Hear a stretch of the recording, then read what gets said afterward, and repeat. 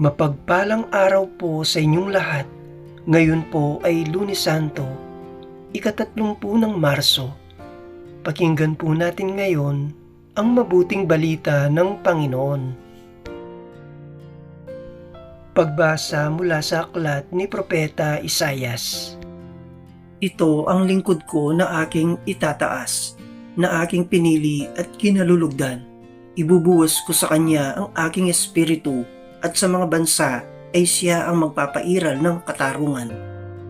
Mahinahon at banayad kung siya'y magsalita, ni hindi magtataas ng kanyang tinig.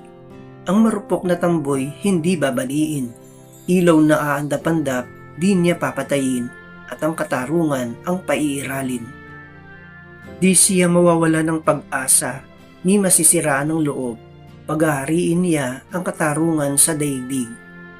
Ang mga bansa sa malayo ay buong pananabik na maghihintay sa kanyang mga tupa.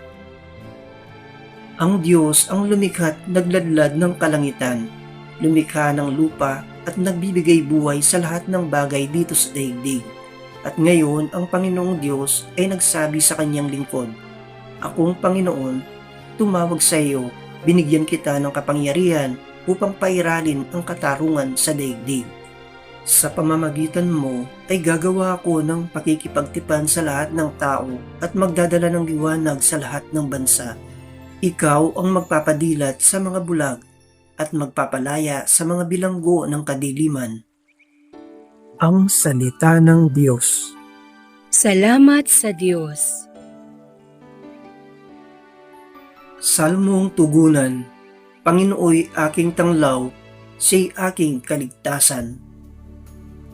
Tanglaw ko'y ang poon, aking kaligtasan, kaya walang takot ako kaninuman. Sa mga panganib kanyang iingatan, kaya naman ako'y walang agam-agam. Panginooy aking tanglaw, siya'y aking kaligtasan. Kung ang aking buhay ay pagtatangkaan, niyong masasama, sila'y mabubuwal. Panginooy aking tanglaw, siya'y aking kaligtasan. Kahit salakayin ako ng kaaway, magtitiwala rin ako sa may kapal. Panginooy aking tanglaw, siya'y aking kaligtasan.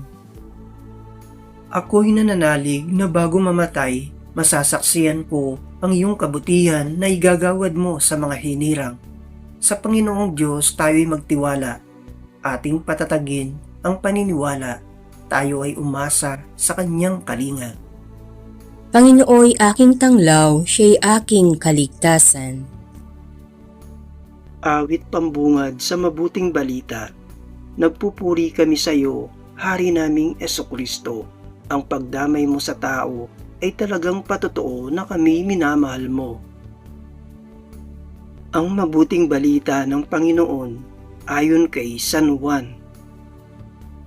6 na araw bago magpaskwa, si Jesus ay dumating sa Betanya, sa bayan ni Lazaro na kanyang muling binuhay. Ipinaganda siya roon ng hapunan. Naglingkod si Marta at si Lazaro'y isa sa mga kasalo ni Jesus. Kumuha si Maria ng mamahaling pabango, 1 libra ng dalisay na nardo, at ibinuhos sa mga paa ni Jesus.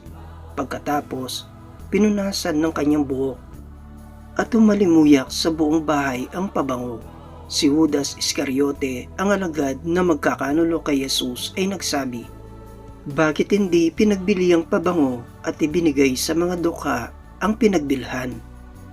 Maaaring umabot sa 300 denaryo ang halaga niyan. Hindi dahil sa siya'y may malasakit sa mga dukha, kaya niya sinabi yun, kundi dahil sa siya'y magnanakaw. Siya ang nag-iingat ng kanilang salapi at kinukupit niya ito." Sumagot si Jesus, "Ano't siya'y ginugulo ninyo? Pabayaan ninyong ilaan niya ito para sa paglilibing sa akin.